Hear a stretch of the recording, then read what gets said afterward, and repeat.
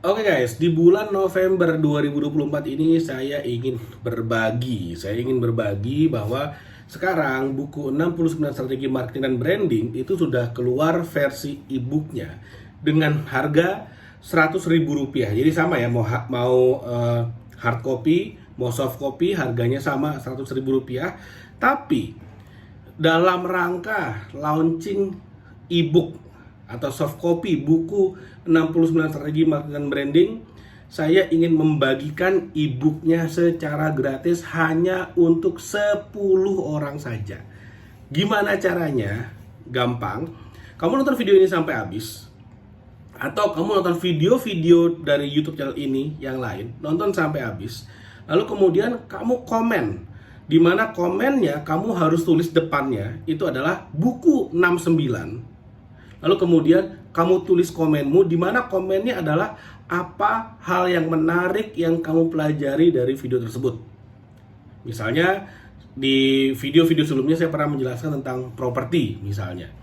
Kamu komen buku 69, lalu kemudian kamu tulis misalnya contohnya, saya menyukai ketika diajarkan bagaimana caranya bisa membeli properti tanpa modal. Nah, seperti itu. Jadi, depannya kamu tulis kata buku 69, lalu kamu tulis komennya seperti apa. Nah, nanti cara ngeklaimnya gampang. Cara ngeklaimnya, komen-komen yang menarik, komen-komen yang terbaik, 10 komen yang terbaik, itu akan di-chat, akan di-reply oleh admin kami.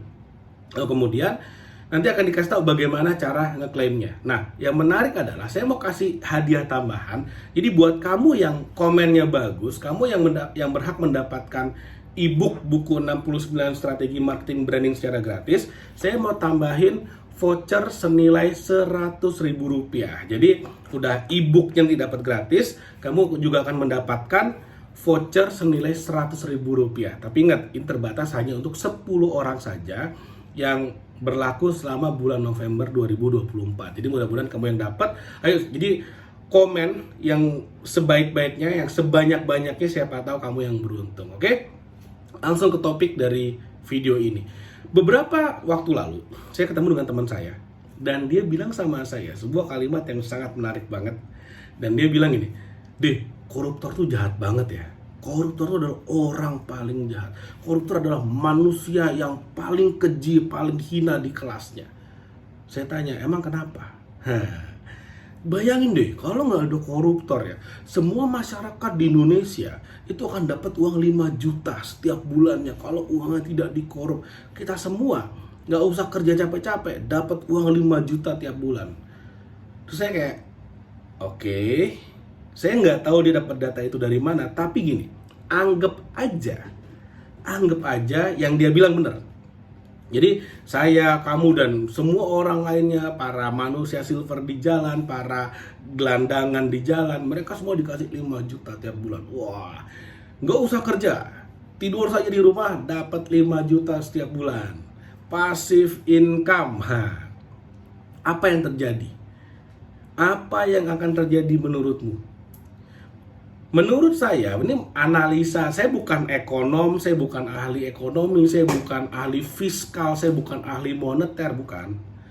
Tapi, kalau semua orang, misalnya orang yang sekarang income-nya 0, dikasih 5 juta setiap bulan, maka yang terjadi adalah bisa dua hal. Dua hal yang terjadi. Yang pertama, harga barang termurah di Indonesia itu adalah 5 juta rupiah. Kenapa? Karena uang 5 juta sudah tidak ada artinya lagi. Karena semua orang punya 5 juta. Jadi 5 juta tidak ada artinya lagi. Semua orang bisa beli beras. Wah, rebutan orang beli beras. Ketika demand-nya sangat tinggi dan supply-nya terbatas, maka terjadi apa? Harga tinggi sekali. Harga tinggi sekali. Karena demand-nya tinggi banget tiba-tiba. Jadi harga akan naik. Jadi 5 juta malah nggak dapat apa-apa. Yang tadinya harga buku ini 100.000, ya saya jual 5 juta lah. Semua orang punya 5 juta kok. Dan 5 juta juga nantinya nggak dapat apa-apa. Nanti saya nyetak bukunya pun 5 juta harganya. Jadi itu bukan solusi sebetulnya. Itu malah akan bikin wah, harga makin menggila. Logikanya kan simpel aja. Semua orang punya duitnya, semua orang mau beli, harganya naik. Nanti ada yang bilang misalnya, "Oh, saya kan nggak boros. Saya kan nggak beli barang konsumtif, saya kan investasikan di saham. Nah, ini yang kedua yang terjadi. Jadi yang pertama yang kemudian terjadi adalah semua harga barang melonjak sangat tinggi. Yang kedua adalah yang kaya makin kaya, yang miskin akan tetap miskin. Kenapa? Saya jelasin.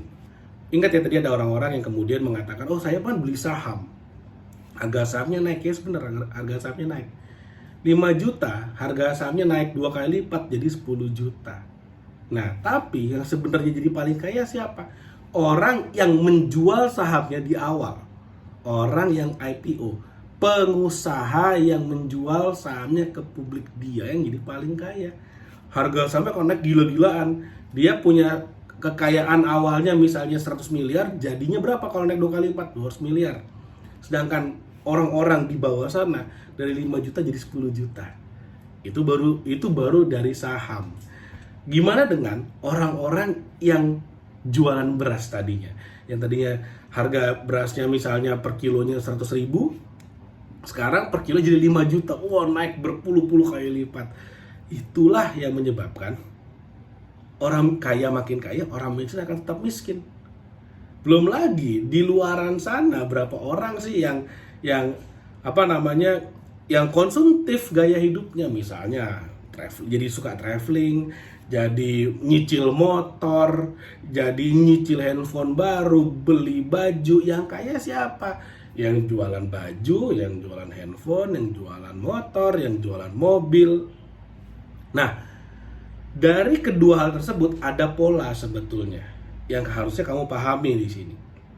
Jadi gini, polanya adalah siapa yang memproduksi, dialah yang menang.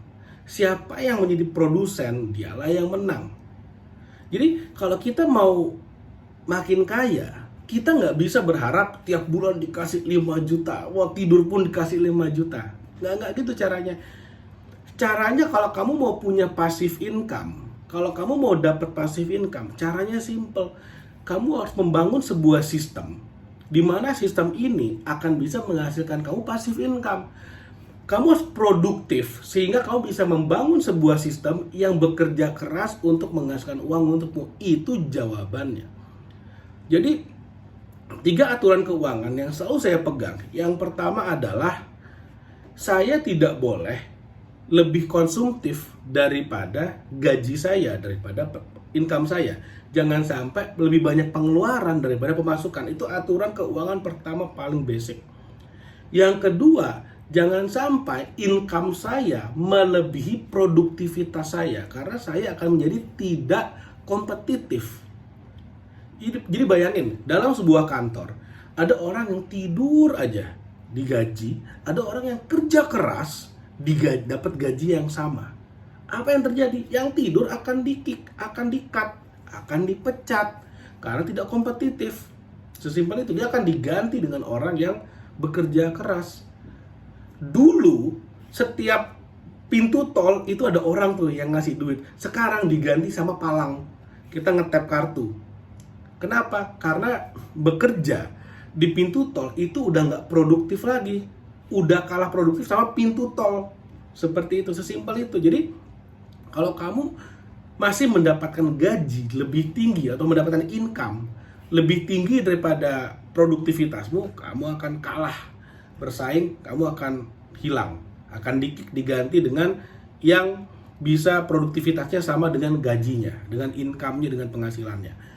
Yang ketiga, aturan keuangan ketiga yang selalu saya pegang, selalu fokus meningkatkan produktivitas. Orang-orang kaya, para miliarder, para triliuner, mereka adalah orang-orang yang sangat produktif. Nah, rahasianya adalah produktif itu tidak melulu kita bekerja sendiri. Kenapa? Saya punya waktu hanya 24 jam. Elon Musk punya waktu hanya 24 jam. Tapi waktu saya pakai untuk menjadi operator properti. Saya pakai untuk memanage properti orang dengan tenaga 300 orang lainnya. Saya punya karyawan 300. Saya mengelola properti-properti orang.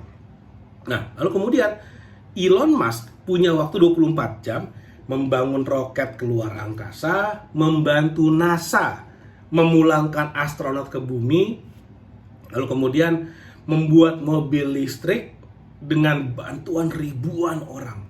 Sangat produktif sekali. Jadi kalau dari sisi produktivitas, jauh Elon Musk itu manusia yang paling produktif di seluruh dunia.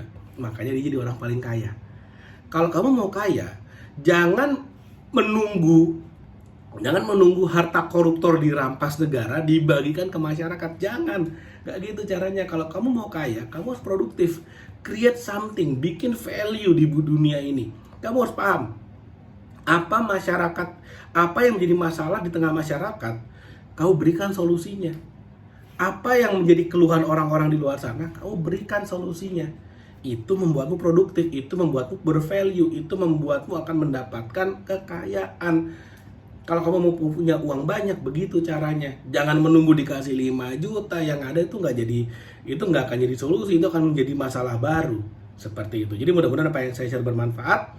Jangan lupa like video dan share video ini dan subscribe YouTube channel ini. Thank you, sampai ketemu lagi di video berikutnya.